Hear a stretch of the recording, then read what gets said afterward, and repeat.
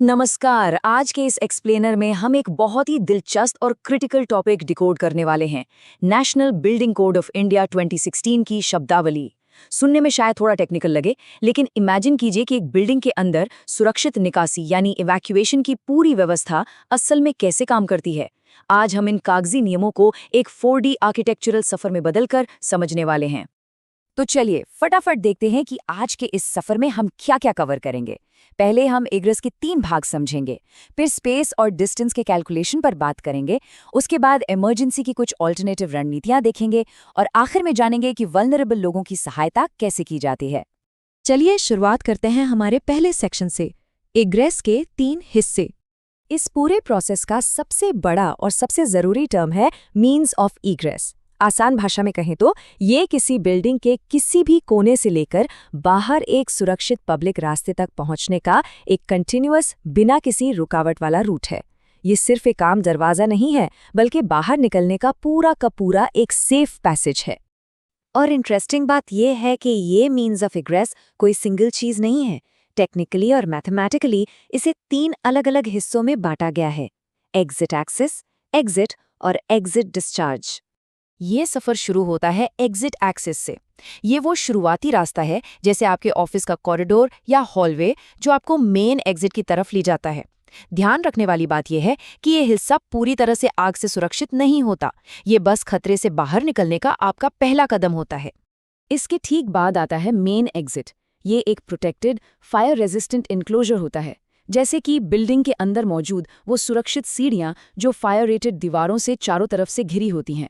यहाँ कदम रखते ही समझ लीजिए कि अब आप आग और धुएं से काफी हद तक प्रोटेक्टेड हैं।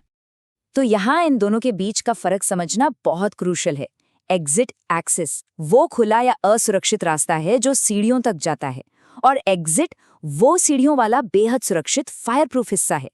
इमरजेंसी के वक्त हमारा सबसे पहला टारगेट यही होना चाहिए कि जल्द से जल्द एक्सेस वाले एरिया से निकलकर प्रोटेक्टेड एग्जिट तक पहुंचा जाए। और फाइनली आता है एग्जिट डिस्चार्ज। ये वो पॉइंट है जहां बिल्डिंग का सुरक्षित एग्जिट खत्म होता है और खुली सड़क या पब्लिक रास्ता शुरू होता है। मतलब एक बार यहां पहुंच गए तो समझ लीजिए कि अब आप पूरी तरह से सुरक्षित खुली हवा में आ चुके हैं। अब बढ़ते हैं दूसरे भाग की तरफ, स्थान और दूरी की गणना। मतलब इस पूरी सुरक्षा व्यवस्था का असल गणित क्या है। देखिए, जब आग लगती है तो हर एक सेकंड कीमती होता है। इसीलिए बिल्डिंग कोड में ट्रैवल डिस्टेंस की एक मैक्सिमम लिमिट तय की गई है। इसका सीधा सा पर्पस ये है कि इमरजेंसी में किसी भी व्यक्ति को सुरक्षित एग्जिट तक पहुंचने के लिए एक बहुत लंबी दूरी तक भागना ना पड़े। हर इंसान की पहुंच एक कैलकुलेटेड रेंज के अंदर होनी चाहिए। एक और बहुत ही क्रिटिकल फैक्टर है ऑक्यूपेंट लोड। इसका मतलब है कि कोई भी जगह एक बार में मैक्सिमम कितने लोगों को सुरक्षित रूप से अकोमोडेट कर सकती है। अगर एग्जिट रास्ते ऑक्यूपेंट लोड के हिसाब से चौड़े नहीं बनाए गए तो बाहर निकलते वक्त एक भयंकर भगदड़ मच सकती है, जो कभी-कभी आग से भी ज्यादा खतरनाक साबित हो जाती है। यही वजह है कि हम मॉल्स या थिएटर्स जैसी जगहों पर अक्सर मैक्सिमम कैपेसिटी वाले बोर्ड्स देखते हैं। ये कोई डेकोरेशन नहीं है, बल्कि ये कोड का एक रूल है जो ये सुनिश्चित करता है कि बिल्डिंग का एग्जिट सिस्टम कभी भी अपनी क्षमता से ज्यादा ओवरलोड ना हो जाए। लेकिन अब एक पल के लिए इमेजिन कीजिए, अगर हालात इतने खराब हो जाएं कि आग या धुएं की वजह से सीढ़ियों से नीचे उतरने का मेन रास्ता ही ब्लॉक हो जाए, तो क्या होगा? ठीक यहीं पर काम आती हैं हमारी ऑल्टरनेटिव यानी बचाव की वैकल्पिक रणनीतियां, जो हमारे एक्सप्लेनर का तीसरा भाग है। ऐसे मुश्किल सिनारियों में हॉरिजॉन्टल एग्जिट एक सच्चा लाइफ सेवर साबित होता है। ये एक कमाल की डिफेंड इन प्लेस स्ट्रैटेजी है। इसका मतलब है कि नीचे की तरफ भागने के बजाय आप उसी फ्लो पर एक खास 120 मिनट तक आग सहने वाले दरवाजे से गुजरकर बिल्डिंग के दूसरे सुरक्षित हिस्से में चले जाते हैं। इसी तरह बड़ी और ऊंची इमारतों में एक रिफ्यूज एरिया भी होता है। ये बिल्डिंग के अंदर ही एक सुरक्षित टेम्पररी जोन होता है। अगर कोई सीढ़ियों से नीचे नहीं जा सकता तो वो यहाँ आकर धुएं और आग से बच सकता है और रेस्क्यू टीम के आने का सुरक्षित इंतजार कर सकता है। ये सच में हवा में लटकी एक सुरक्षित ढाल की तरह काम करता है। अब आते हैं हमारे एक्सप्लेनर के आखिरी और सबसे अहम हिस्से पर, भाग 4, संवेदनशील लोगों की सहायता करना। एक बात हमेशा याद रखनी चाहिए कि बिल्डिंग कोड्स सिर्फ खुद से भाग सकने वाले लोगों के लिए नहीं बने हैं। इसमें असिस्टेड इवैक्यूएशन का भी एक बहुत ही सख्त नियम शामिल है।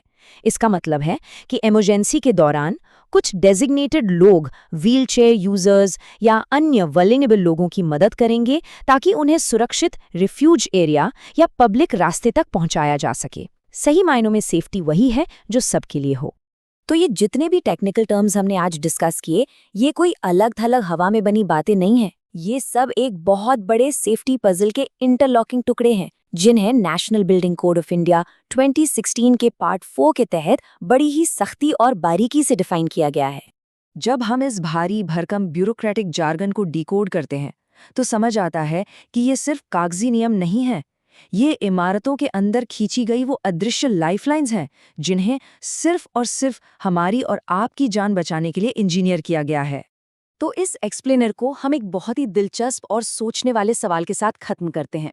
अगली बार जब किसी हाई राइज बिल्डिंग या मॉल में कदम रखिएगा तो बस एक नज़र दौड़ाकर देखिएगा, क्या वहाँ ये साफ पता चल रहा है कि असुरक्षित एग्जिट एक्सेस कहाँ खत्म हो रहा है और असली सुरक्षित एग्जिट कहाँ से शुरू हो रहा है। एक बार ज़रूर सोचिएगा, ज्ञान ही बचाव का पहला कदम है।